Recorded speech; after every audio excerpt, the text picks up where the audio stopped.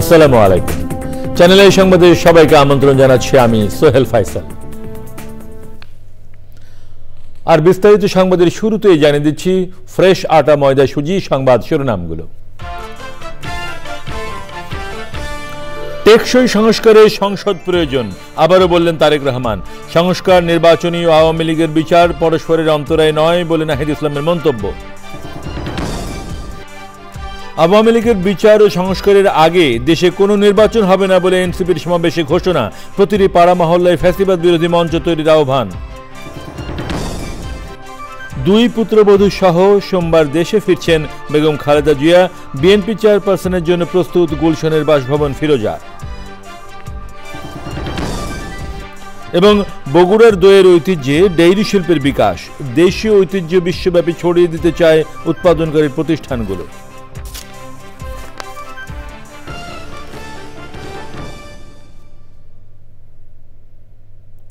প্রিয় দর্শক, সংবাদ শিরোনামগুলো জানাচ্ছিলাম।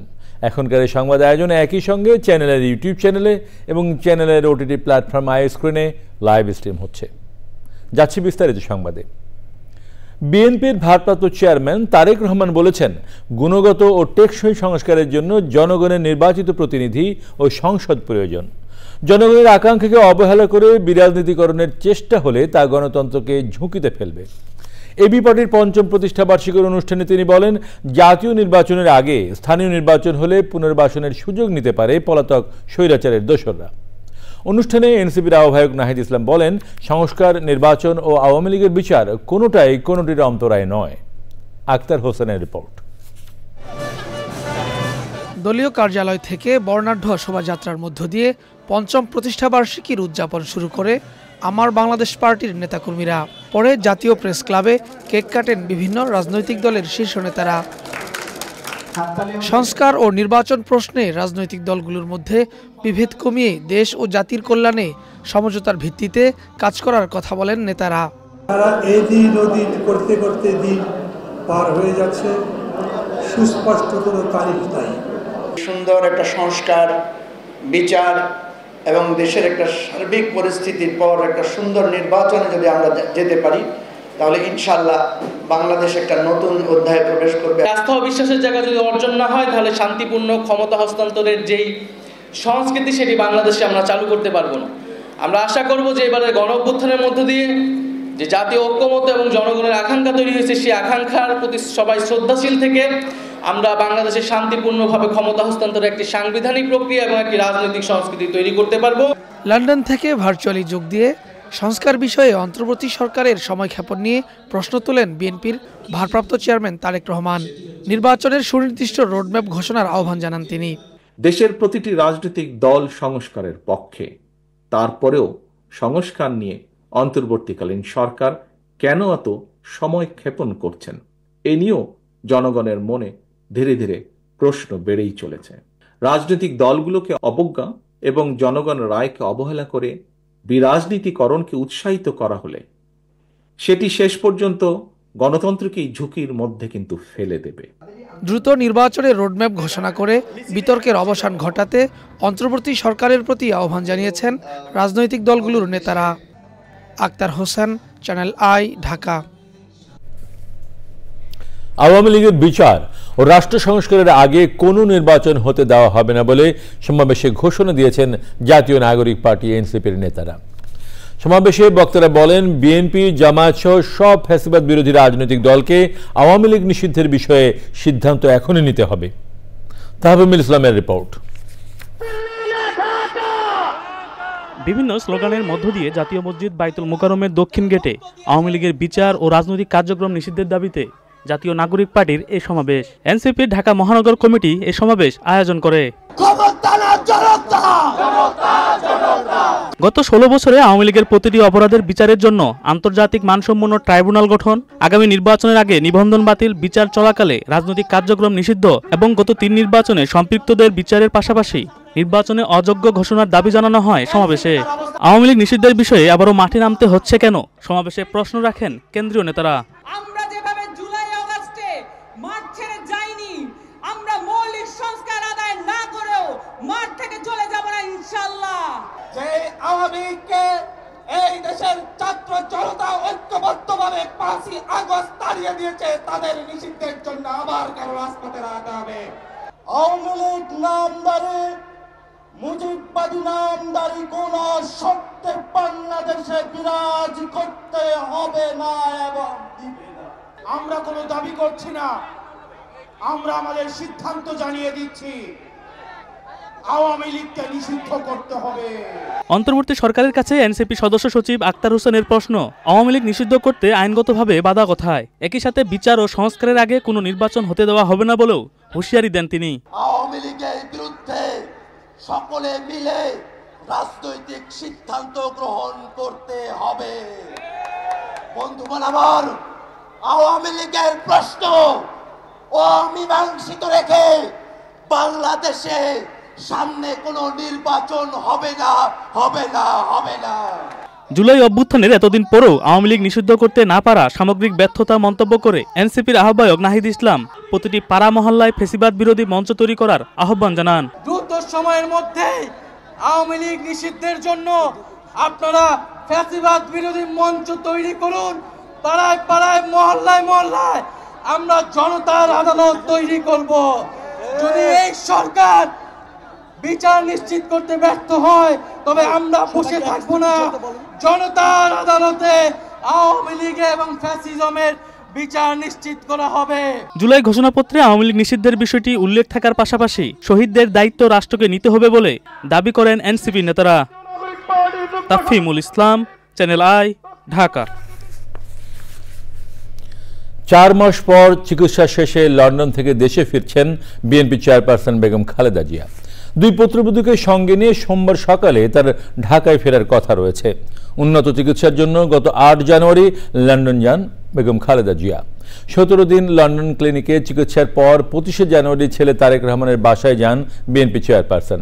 বেগম খালেদা জিয়ার জন্য গুলশানে বিএনপি চেয়ারপারসনের বাসা প্রস্তুত করা হয়েছে।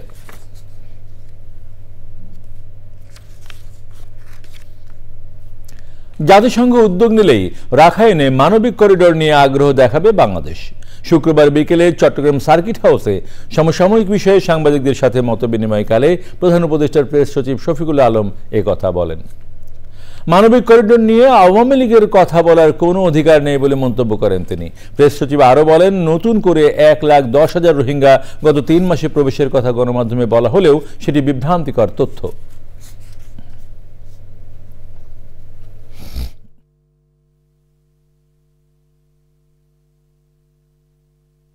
আমরা বলেছি যে হিউম্যানিটেরিয়ান করিডোরে আমরা ইচ্ছুক যদি ইউএন এটা মুভ নেয়, এই ধরনের কোনো হিউম্যানিটেরিয়ান করিডোর করার চিন্তা ভাবনা করে, যদি করে। আওয়ামী লীগ যে এটা কথা বলছে, এটা কোন মুখে ওরা কথা বলে? ঠিক না, ওরা ইভেন রোহিঙ্গা নাম নিতে ভয় পেত, ওরা FDMN দিয়েছে। রোহিঙ্গা যে একটা জনগোষ্ঠী আছে, মায়ানমাররা রোহিঙ্গা নাম নিতে পারতো না, মায়ানমাররা বলতো যে ওরা বাঙালি। আজ বিশ্ব মুক্ত গণমাধ্যম দিবস। সাংবাদিকতা ও গণমাধ্যমের উপর AI প্রযুক্তির প্রভাবকে প্রতিপাদ্য করে এবার বিশ্বজুড়ে দিবসটি পালিত হচ্ছে। 1993 সালে জাতিসংঘ সাধারণ পরিষদের সভায় 3রা মেকে বিশ্ব মুক্ত গণমাধ্যম দিবসের স্বীকৃতি দেওয়া হয়।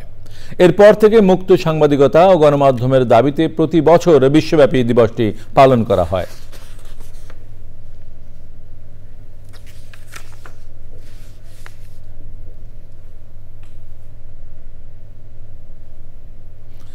বিভিন্ন দাবিতে রাজধানীর সোহরাওয়ার্দী উদ্যানে মহাসমাবেশ করছে হেফাজতে ইসলাম। সেখানে আছেন এনামুল কবির রূপম, সরাসরি যাচ্ছি তার কাছে। রূপম, মহাসমাবেশের খবর আমাদের জানান।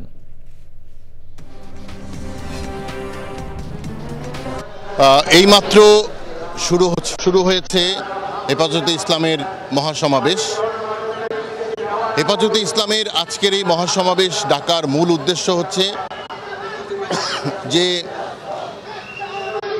নারী বিষয়ক যে কমিশন হয়েছে, এই কমিশন ইসলাম বিরোধী মতামত দিচ্ছে এবং এই মতামতের বিরুদ্ধে ওই নারী বিষয়ক কমিশন বাতিলের দাবিতে এবং হেফাজতে ইসলামের বিভিন্ন নেতাকর্মীদের বিরুদ্ধে যে মামলা, সেই মামলা প্রত্যাহারের দাবিতেই এই মহাসমাবেশ। হেফাজতে ইসলামের নেতৃবৃন্দ বলছেন, সরকার এই দেশে যে নারী বিরোধী কমিশন করেছেন, এই কমিশন যে রিপোর্ট দিয়েছে, সেই রিপোর্ট নিঃসন্দেহে ইসলাম বিরোধী এবং ইসলামী আইন বিরোধী। এই আইন বাস্তবায়নে হলে দেশে ইসলামপন্থীরা ক্ষতিগ্রস্ত হবেন এবং তাদের বিরুদ্ধে যে মামলা হয়েছে এগুলো প্রত্যাহার করতে হবে। এইমাত্র মহাসমাবেশ শুরু হয়েছে। সমাবেশে হেফাজতে ইসলামের মহাসচিব উপস্থিত আছেন, এখনও আমির এসে পৌঁছাননি। আশা করছেন যে কিছুক্ষণের মধ্যেই হেফাজতে ইসলামের আমির এখানে এসে পৌঁছাবেন। রুবু, আপনাকে অনেক ধন্যবাদ। আগামী নির্বাচনে ৩০০ আসনে প্রার্থী দেওয়ার ঘোষণা দিয়েছে ইনসানিয়াত বিপ্লব বাংলাদেশ। সভা সমাবেশ করতে দেয়া হচ্ছে না অভিযোগ করে দলের চেয়ারম্যান আল্লামা ইমাম হায়াত বলেন, নির্বাচনী প্রতীক হিসেবে আপেলের পরিবর্তে সাদা গোলাপ চান তারা। নির্বাচনে মোবাইল অ্যাপের মাধ্যমে ভোট দেওয়ার ব্যবস্থা রাখতে নির্বাচন কমিশনের প্রতি আহ্বান জানিয়েছেন ইনসানিয়াত বিপ্লবের চেয়ারম্যান। রিয়াজ ইসলামের রিপোর্ট। 2024 সালের নির্বাচনে অংশ না নিলেও আগামী সংসদ নির্বাচনে অংশগ্রহণের প্রস্তুতি নিচ্ছে রাজনৈতিক দল ইনসানিয়াত বিপ্লব বাংলাদেশ। কোনো রাজনৈতিক দলের সাথে জোট না করে সব আসনে প্রার্থী দেওয়ার কথা জানিয়েছে দলের চেয়ারম্যান।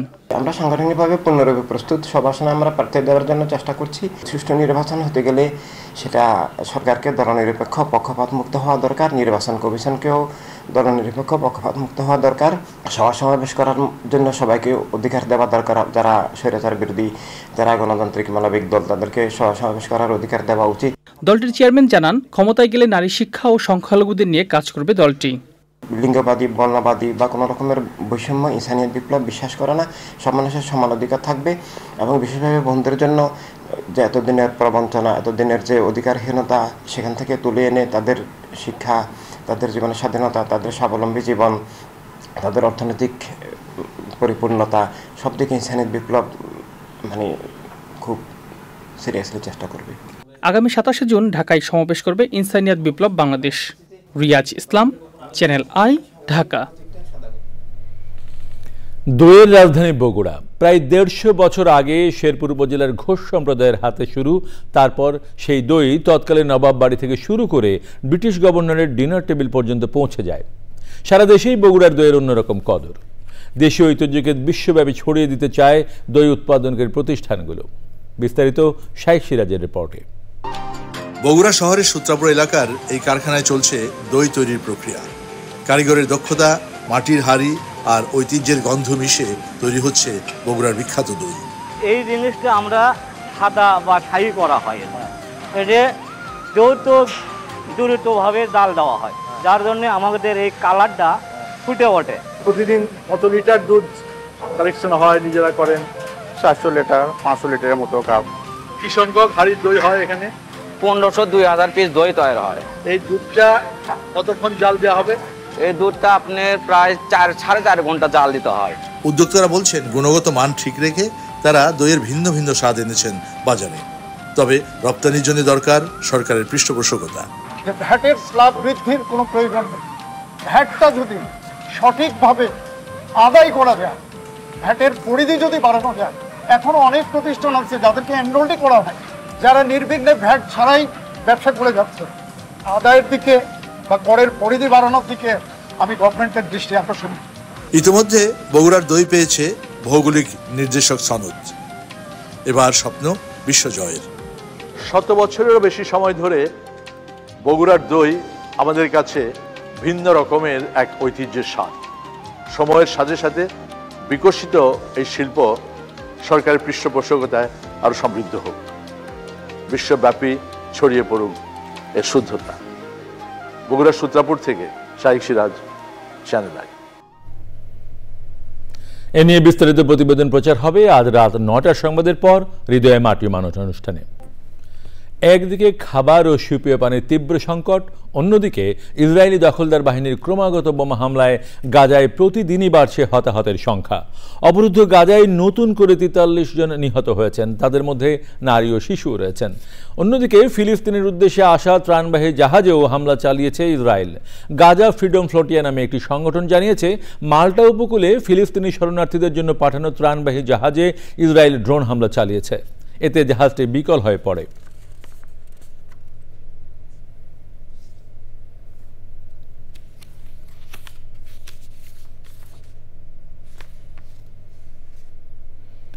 কানাডার টরন্টোতে রূপতনু মিউজিক একাডেমির প্রথম বর্ষপূর্তি হয়েছে। বাংলাদেশি প্রখ্যাত কিবোর্ড শিল্পী রূপতনু শর্মা প্রবাসী শিশু কিশোরদের মাঝে বাঙালি সংস্কৃতি ছড়িয়ে দেওয়ার প্রত্যয়ে এই আয়োজন করেন। জমকালো আয়োজনে উপস্থিত ছিলেন কানাডার এমপিপি ডলি বেগম, এনামুল কবির, তপন চৌধুরী ও মাকসুদুল হক। শিশু কিশোর সহ বিভিন্ন বয়সী শিল্পীদের অংশগ্রহণে মিলনায়তনটি পরিণত হয় প্রবাসী বাঙালিদের মিলন মেলায়।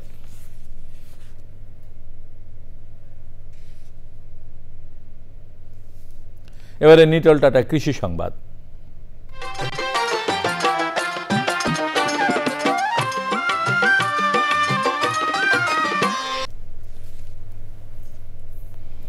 মাগুরায় উঠতে শুরু করেছে চলতি বোরো মৌসুমের ধান। কৃষি বিভাগের তথ্য মতে এবার জেলায় ৩৯,৩৫০ হেক্টর জমিতে বোরো ধানের চাষ হয়েছে, যেখানে থেকে ১,৩৭,১৪৫ মণ ধান উৎপাদনের আশা করা হচ্ছে। মাগুরা থেকে শামীম খানের তথ্য ও ভিডিওচিত্রে আল মুকসিদের রিপোর্ট। মাগুরার কৃষক এবার ধানের ভালো ফলনের আশা করছেন, তবে উচ্চ মূল্যের শ্রমিক নিয়োগ, সেচ সহ নানা খরচ মিলিয়ে প্রতি শতকে প্রায় ১,০০০ টাকা উৎপাদন ব্যয় হচ্ছে তাদের। সর্বোচ্চ ৫ শতক ভুঁই কাম করতে পারে, তাহলে ৫ শতক ভুঁইয়ের পাশে যদি ৮০০ টাকা খরচ হয়ে যায়, তাহলে এবার ঘাটতি আছে। মনে করেন যে মোটর খরচ হচ্ছে ৮০ টাকা শতকের উপর। ধানের দাম তো এবার আল্লাহ পাকের রহমতে খুব ভালো আছে, ১৪৫০ টাকা সব ধান বিক্রি হচ্ছে এখন। ধান রোপণ থেকে শুরু করে ঘরে তুলতে খরচের পাল্লা ভারী হওয়ায় লোকসানের হতে পারে বলছেন কৃষক। আপনার লাগানো খরচ, চষা খরচ, পানির খরচ, নিড়ানো খরচ, এতে করে আমাদের যে কৃষক, এতে কোনো লাভ নাই। কি ধান বাম্পার ফলন, কিন্তু কৃষকের কোনো লাভ নাই ভাই। একটা জোনে যা আছে ১২-১৪০০ টাকা একটা জোন কিনে কতটুকু বই কাটতে পারে? বিঘায় যা আছে যে ২০,০০০ টাকা লেগে যাচ্ছে কাটিয়ে আনতে পারি। এবারে গাড়ি ভাড়া আছে, তার বাড়ানো খরচ আছে। আবহাওয়া অনুকূলে থাকলে এবছর বোরো ধানের বাম্পার ফলন হবে বলছে কৃষি বিভাগ। যদি বড় ধরনের কোনো প্রাকৃতিক বিপর্যয় না হয়, তাহলে এবার আমাদের বোরো ধানের বাম্পার ফলন হবে এবং কৃষক সেই ধান বাজারে বিক্রি করে ন্যায্য মূল্য পাবেন বলে আমরা আশা করি। কিভাবে তারা আধুনিক চাষাবাদের মাধ্যমে ধান উৎপাদন বৃদ্ধি করতে পারেন, এ বিষয়ে আমরা সবসময় কৃষকের পাশে থাকি এবং প্রয়োজনীয় সাহায্য সহযোগিতা করে থাকি। বাজারে ধান বিক্রি করে কৃষক ন্যায্য মূল্য পাবেন, এমনটাই প্রত্যাশা সংশ্লিষ্টদের। আল মুকসিদ, চ্যানেল আই। এবারে প্রকৃতি সংবাদ।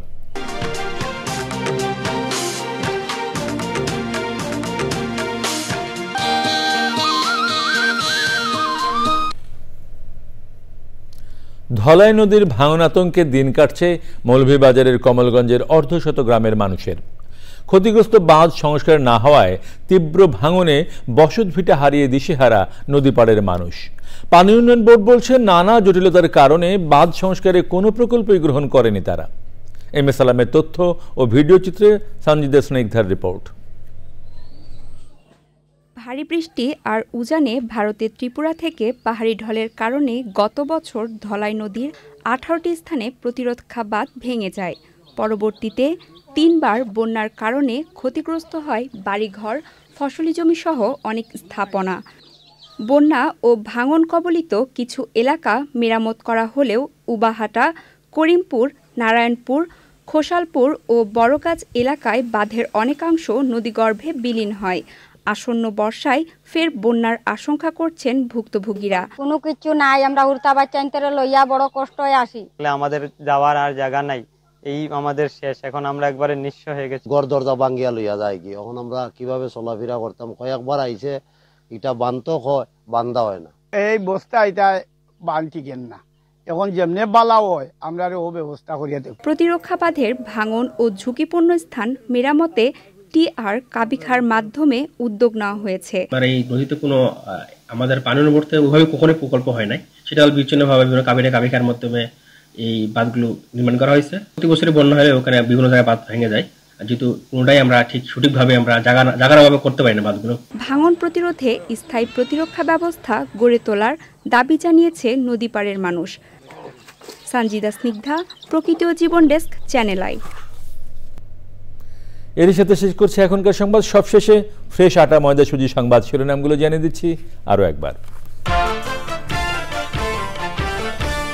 টেকসই সংস্কারে সংসদ প্রয়োজন, আবারও বললেন তারেক রহমান। সংস্কার, নির্বাচন ও আওয়ামী লীগের বিচার পরস্পরের অন্তরায় নয় বলে নাহিদ ইসলামের মন্তব্য। আওয়ামী লীগের বিচার ও সংস্কারের আগে দেশে কোনো নির্বাচন হবে না বলে এনসিপির সমাবেশে ঘোষণা। প্রতিটি পাড়া মহল্লায় ফ্যাসিবাদ বিরোধী মঞ্চ তৈরির আহ্বান। দুই পুত্রবধূ সহ সোমবার দেশে ফিরছেন বেগম খালেদা জিয়া। বিএনপি চেয়ারপারসনের জন্য প্রস্তুত গুলশানের বাসভবন ফিরোজা। এবং বগুড়ার দইয়ের ঐতিহ্যে ডেইরি শিল্পের বিকাশ, দেশীয় ঐতিহ্য বিশ্বব্যাপী ছড়িয়ে দিতে চায় উৎপাদনকারী প্রতিষ্ঠানগুলো।